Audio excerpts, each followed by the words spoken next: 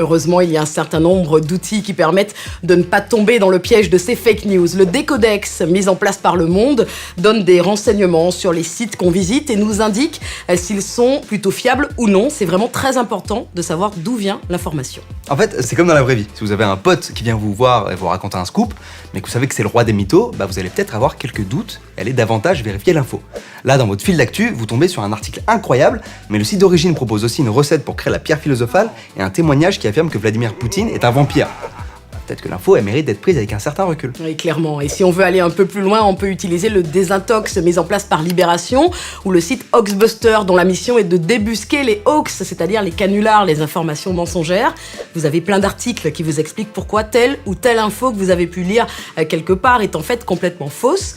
Il existe également la plateforme de fact-checking vrai ou fake qui regroupe l'ensemble de l'audiovisuel public. Donc si on doit résumer, face à une information, surtout si elle est surprenante, essayez de croiser les sources, cherchez sur internet ce que d'autres personnes disent sur le même sujet pour essayer de démêler le vrai du faux. N'oubliez pas que les réseaux sociaux sont organisés en fonction de vos amis, de vos goûts, ce qui vous conduit forcément à lire des informations qui vont dans le même sens que vos opinions. Allez un petit peu plus loin que ça. Faites attention aussi aux articles dont le titre est particulièrement accrocheur. Le fameux putaclic. Et oui, lisez l'article en entier, faites-vous votre propre opinion, et puis avec le temps, créez-vous en quelque sorte votre décodex.